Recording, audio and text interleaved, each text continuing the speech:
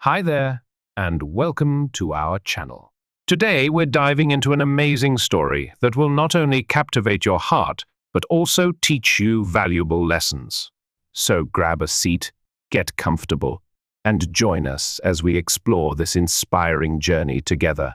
The story is about a young man who moved to a new country to follow his dream of becoming a doctor. This story isn't just for entertainment. It's also to help you improve your English. So listen carefully, learn new words, and enjoy the journey. Now, let's begin. My name is Hassan. I'm 25 years old, and I'm a medical student in Tokyo. I come from Australia, and 2 years ago, I decided to become a doctor. Many professions are great, but people often say that doctors are like gods on earth because they save lives. That idea inspired me. I thought, if I can save even one life, my existence will have meaning. That's why I chose medicine.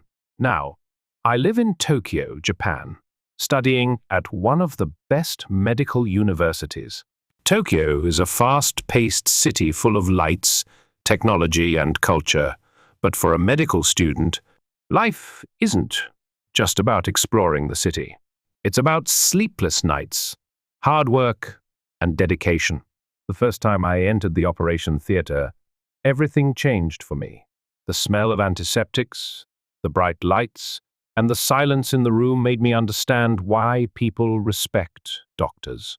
When I saw a patient on the table, unconscious, trusting the doctors with their life, I thought, this isn't just a profession, it's a responsibility.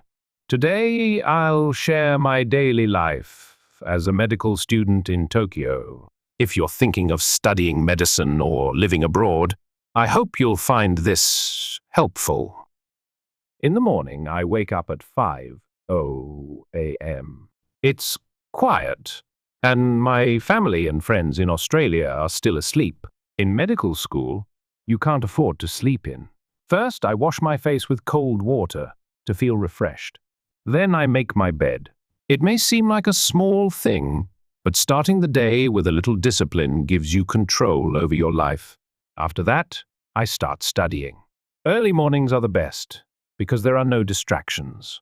I study for about 2 hours, focusing on subjects like anatomy, the study of the body, physiology, how the body works, pathology, the study of diseases, and pharmacology, the study of medicines. On holidays, I still wake up early. But instead of studying, I relax by watching my favorite Netflix show.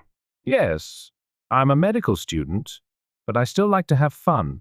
Watching shows helps me unwind, and right now my favorite is Dr. X, a Japanese medical drama. After studying, I exercise. Sitting and studying all day can make you lazy, so I do basic exercises like push-ups, jumping jacks, and stretching to keep my body and mind active. Then I clean my room. Some people think boys don't clean, but I believe a clean space creates a clear mind.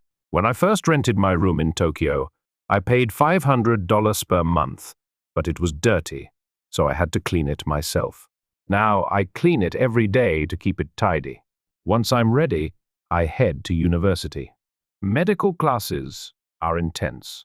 The professors teach us about the human body, diseases, and surgeries. Sometimes we study cadavers, bodies used for medical learning. It's a bit scary at first, but it's the best way to learn. Our professors always say, a good doctor isn't the one who knows everything. It's the one who never stops learning. After a long day at university, I feel exhausted and starving. Back home, I never worried about food. If I was hungry, I'd shout, "Mom, what's for lunch?" And a delicious homemade meal would appear.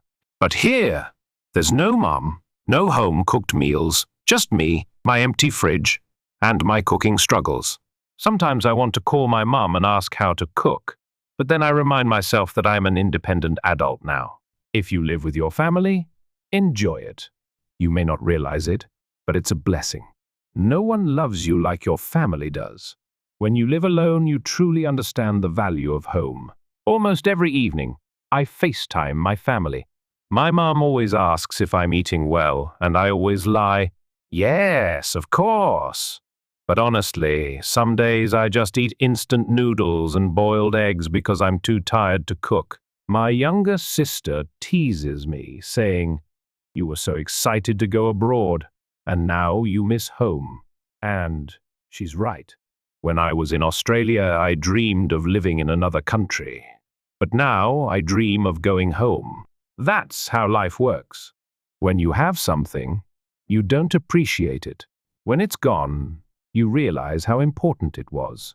Too tired to cook, I decided to eat out at a small Japanese restaurant near my university.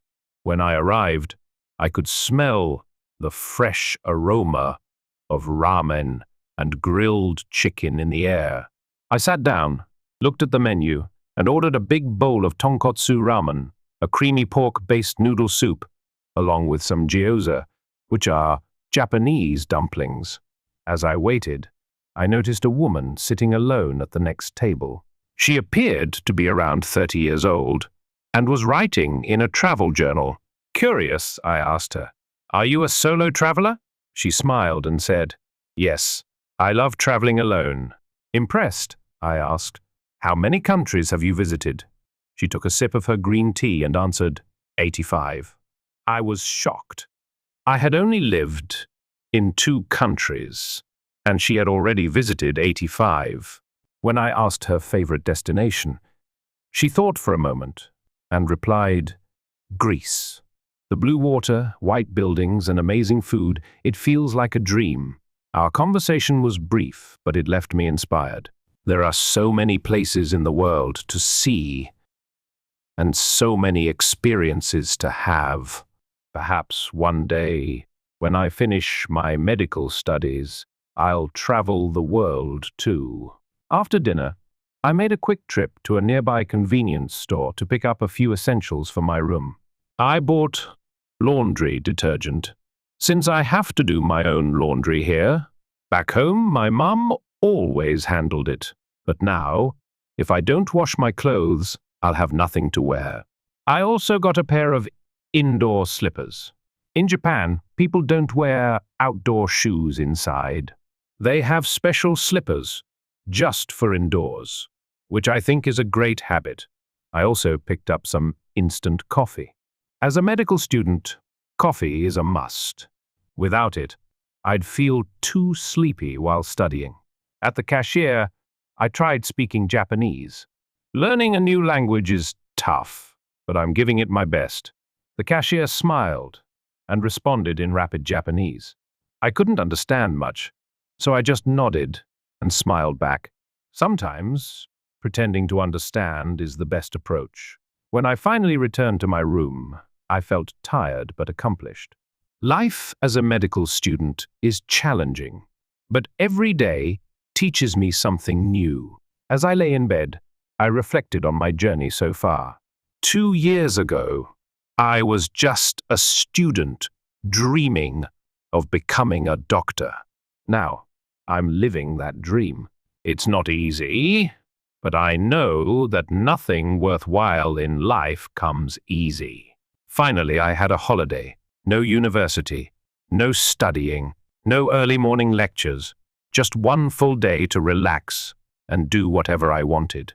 At first, I stayed in bed for a few minutes, staring at the ceiling.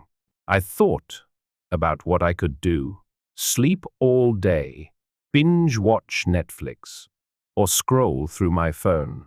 But then I decided, no, I didn't come to Tokyo to waste my time indoors. I should go out and explore. Even on my day off, I woke up at 5 a.m. because my body was used to the routine and I couldn't sleep any longer. I started the day with a simple breakfast, a cup of black coffee and some toast with peanut butter. Back in Australia, breakfast often meant pancakes, scrambled eggs, crispy bacon, and a hot cup of coffee. But here, My breakfasts are quick and simple, just cereal and juice. It's not exciting, but it works.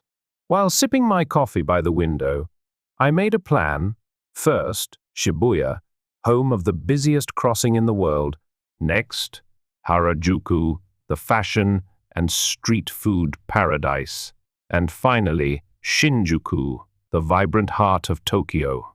Feeling excited, I put on my sneakers, grabbed my phone, and headed out. The adventure had begun. Tokyo is one of the most expensive cities in the world, and I feel it every day. Back home, I could get a full meal for just a few dollars. Here, even a sandwich and a coffee cost about $10 to $12. And rent? Don't even ask. I live in a tiny room, yet the rent is higher than an entire house back home. Despite the high costs, Tokyo is magical. It's modern, fast-paced, and full of life. Everywhere you look, there's something captivating. Bright billboards, stylish people, and futuristic buildings. My first stop was Shibuya Crossing, one of Tokyo's most iconic locations. When the pedestrian light turned green, hundreds of people crossed from all directions at once. It looked chaotic, but it was somehow perfectly coordinated. I stood for a moment, just taking it all in. Then I joined the crowd and walked across, feeling like I was in a movie. The energy was incredible. I spotted a small coffee shop nearby and decided to take a break. I ordered an iced latte, sat by the window, and watched the world go by. Businessmen in suits, students with headphones, tourists snapping photos. Tokyo is a city filled with countless stories. Next, I headed to Harajuku, the most fashionable place in Tokyo. Here, people express themselves freely. Some wear traditional kimonos, others dress like anime characters, and some have vibrant, colorful hairstyles. I walked along Takeshita Street, famous for its street food. The scent of freshly made crepes, bubble tea, and fried snacks filled the air. I decided to try something new, rainbow cotton candy. It was huge, larger than my face. As I took a bite, the soft sugar melted in my mouth. Nearby, a group of teenage girls snapped photos of their food. That's one thing about Tokyo. People love taking pictures of what they eat. After walking for hours, I started to feel hungry. I stopped at a small sushi bar and sat at the counter, looking over the menu. Everything looked delicious, but was very expensive. I sighed and ordered a simple salmon sushi, the only thing I could afford. Sitting next to me, a man in his 40s struck up a conversation. "Are you a tourist?" he asked. I shook my head. "No, I live here. I'm a medical student." His eyes widened. "Oh, that's impressive. Medicine is tough." We started chatting. I learned he was a businessman from London who had lived in Tokyo for 10 years. "It's a great city," he said, "but it can be lonely." I nodded. "Yes, sometimes I miss home, but I know this experience will make me stronger." Before leaving, he smiled and said, "Work hard, but also enjoy life. Don't forget to explore." As the sun set, I reached my final stop, Shinjuku. Neon lights, towering skyscrapers, and crowded streets made it feel like another world. This is the heart of Tokyo's nightlife. I wandered around, soaking in the sights and sounds. Street musicians played, couples laughed, and tiny bars overflowed with people unwinding after work.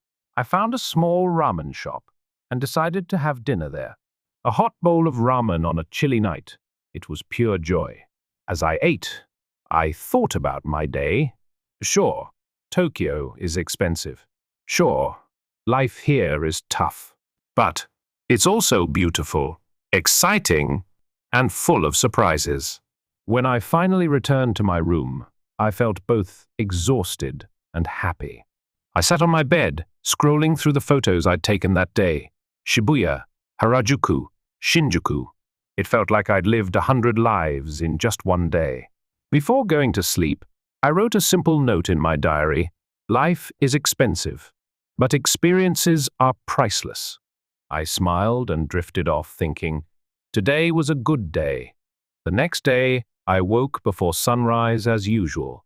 It seemed like just another ordinary day, but I had no idea it would become one of the most unforgettable days of my life.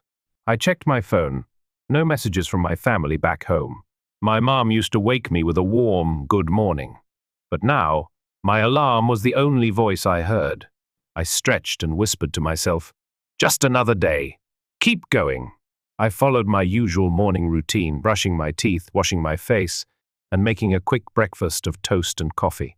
Nothing fancy, just enough to keep me going.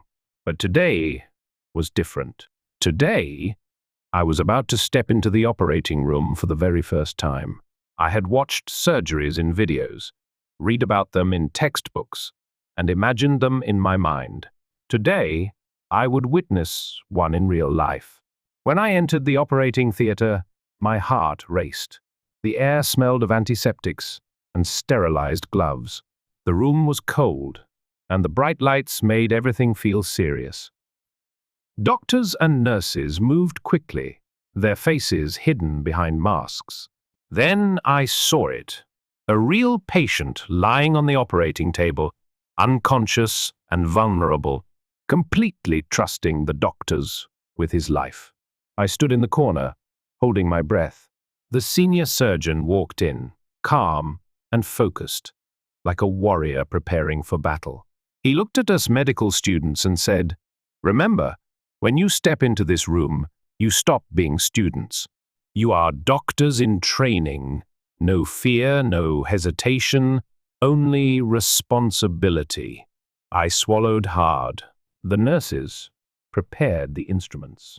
The sound of metal tools touching each other sent chills down my spine.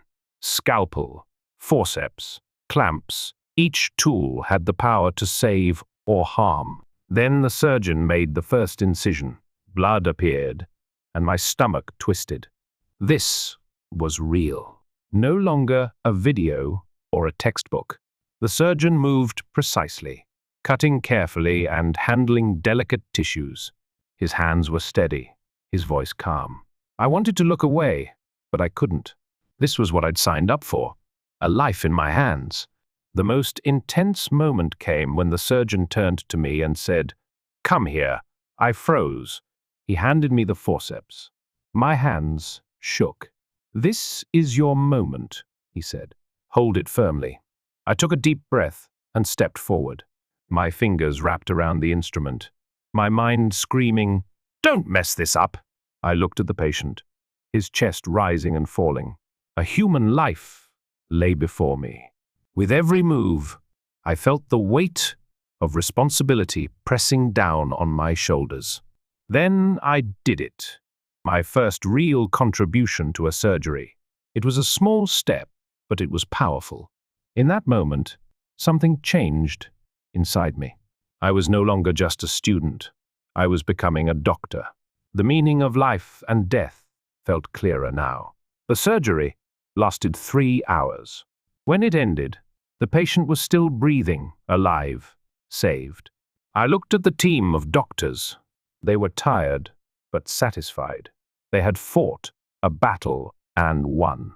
I stepped out of the operating room and removed my gloves. My hands were shaking and sweaty, my heart still racing. I walked down the hallway and found a quiet corner. I sat down, closed my eyes, and reflected on everything. Life is so fragile. One wrong move, 1 second too late, and a person is gone forever. In that moment, I realized something important. I had chosen this path because I wanted respect. But now I understood that medicine is not about respect, it's about responsibility. Doctors don't just treat patients, they hold lives in their hands.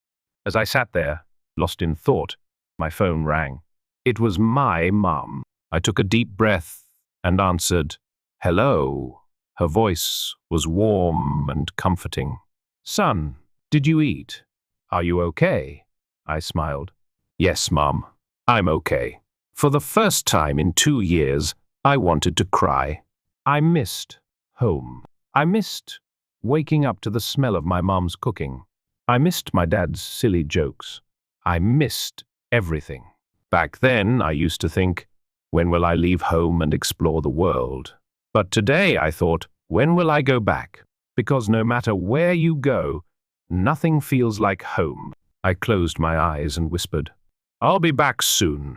That night, I couldn't sleep. I kept thinking about everything. My journey, my struggles, my dream. Medicine is not easy. It's painful, exhausting, and demands everything from you. But today, I found my answer. I don't want to be a doctor for respect or money. I want to be a doctor because I want to save lives. I want to be there in those critical moments, holding someone's life in my hands and saying, "You will be okay." And that, I realized, is the greatest purpose anyone can have. I turned off my bedside lamp, looked at the ceiling one last time, and smiled. One day, I will be a doctor, and I will make a difference. This is not the end of my story, it's just the beginning, because dreams never end, they only evolve. So, if you're struggling, if you're doubting yourself, remember this. Keep going. One day, everything will make sense. And on that day, you'll look back and smile. Thanks for watching. If you found this story as inspiring as we did, please like the video, share it with someone who needs motivation, and subscribe to our channel for more incredible stories. Don't forget to hit the bell icon so you never miss an update. We'd love to hear your thoughts, so leave a comment below.